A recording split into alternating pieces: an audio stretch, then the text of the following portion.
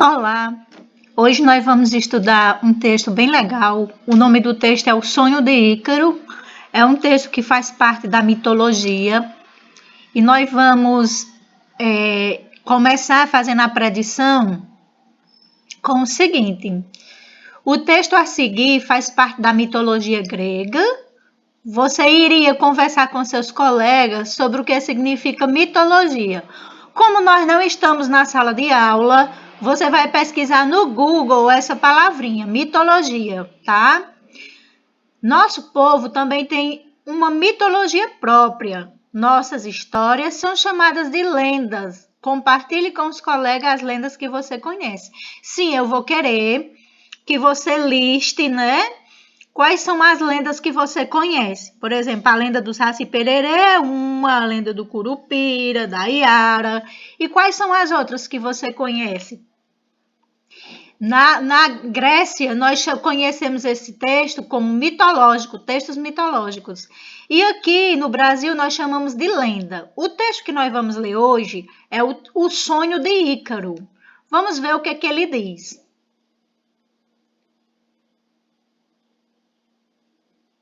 Vamos lá. O sonho de Ícaro. Contam os que sabem que Dédalo foi um homem muito sábio na Grécia. Ele era o pai de Ícaro. Quando eles estavam presos no labirinto do Minotauro, teve a ideia de construir 2 pares de asas para ele e o filho fugirem dali. Dédalo construiu-as com as penas dos pássaros. Depois as colou em cera. Antes de levantar voo, disse ao filho: não voe muito alto, perto do sol a cera derrete. Nem voe muito baixo, perto do mar. A umidade deixa as penas pesadas e você pode cair. Mas o sonho de voar foi tão estonteante para Ícaro que ele esqueceu a recomendação e elevou-se tanto nos ares a ponto de o pior acontecer. A cera derreteu, Ícaro perdeu as asas, caiu ao redor do mar de Creta e morreu afogado. É importante que você leia e releia esse textinho para você compreender e saber responder as perguntas, as questões seguintes. Na primeira questão, por que você acha que o texto tem um título O Sonho de Ícaro? Isso você vai compreender se você ler bem o texto. Segunda, você acha que o texto transmite uma mensagem ou uma lição? Qual lição você acha que Ícaro aprendeu? Ele deveria obedecer o pai dele, né? Mas será que ele obedeceu? Releia o texto, identificando as seguintes informações. Quais são os personagens do texto? Isso é muito fácil. Onde eles estavam presos, o que eles construíram e como construíram, né? E a letra D. Qual recomendação o pai deu ao filho? Essa é fácil. Por fim, o que aconteceu com Ícaro? Quarta questão. Escreva no quadro abaixo 3 ações retiradas do texto relacionadas às profissões.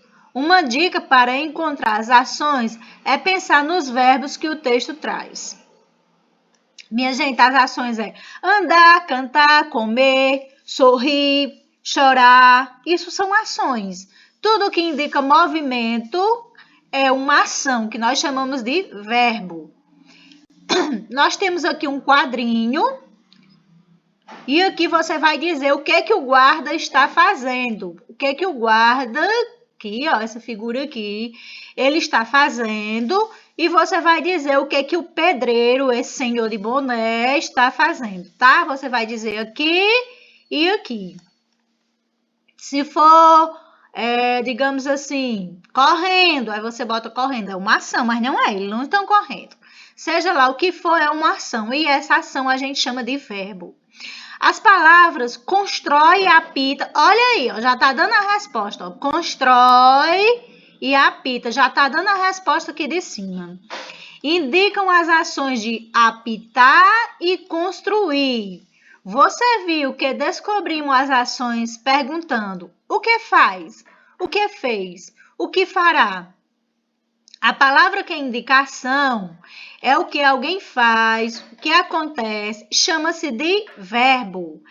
Aqui na sexta questão, você vai circular os verbos das frases a seguir. Felipe caiu da goiabeira. Qual é a ação? O que aconteceu com Felipe? Felipe caiu, então isso é um verbo. Caiu pertence ao verbo cair.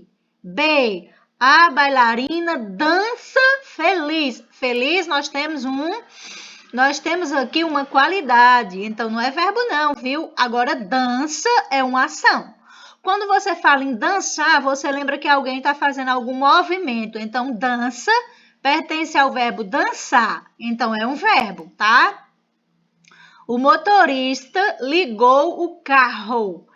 Ligou é uma ação. Quando ele liga, ele está fazendo um movimento, está praticando uma ação. Ligou é do verbo ligar, então é um verbo. Ana Paula abriu o livro. Abrir é uma ação. Quando eu abro, eu estou fazendo um movimento. Abriu pertence ao verbo abrir. Eu abro, tu abre, ele abre, nós abrimos. Você sabe também que uma palavra é verbo quando você tenta conjugar. Por exemplo, ligou pertence ao verbo ligar. Eu ligo, tu liga, ele liga, nós ligamos. Olha só a infinidade de palavras que existem a partir do verbo ligar. Dança, eu danço, tu dança, ele dança, nós dançamos, vós dançais, eles dançam. Eu ainda posso também levar para o futuro, para o presente. Eu dancei, eu danço, eu dançarei. Caiu, ó.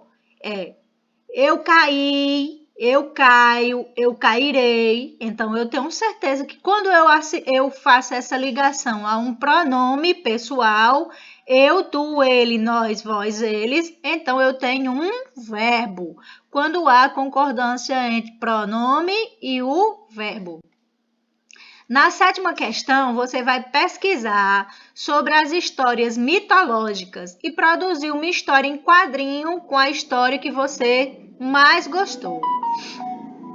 Lembrando, gente, que você vai fazer o seguinte, você vai pesquisar no Google, ou se você conhece uma história da mitologia. Eu disse a vocês que aqui no Brasil, as histórias mitológicas nós chamamos de lenda. Você pode escolher a lenda da Iara, do Saci, a do Boto, a do Curupira, a que você quiser e colocar aqui, porque são mitos também, tá certo? De certa forma são mitos. A gente chama de mito aqui no Brasil, mas na Grécia eles chamavam, ele lá chamou de mito, tá? E aqui a gente chama de lenda, mas vale também. E se você quiser fazer de alguma figura mitológica mesmo, tá? Das que são conhecidas como figura mitológica, também você pode. Lembrando que a historinha, aqui você tem que fazer desenhos e balões de fala.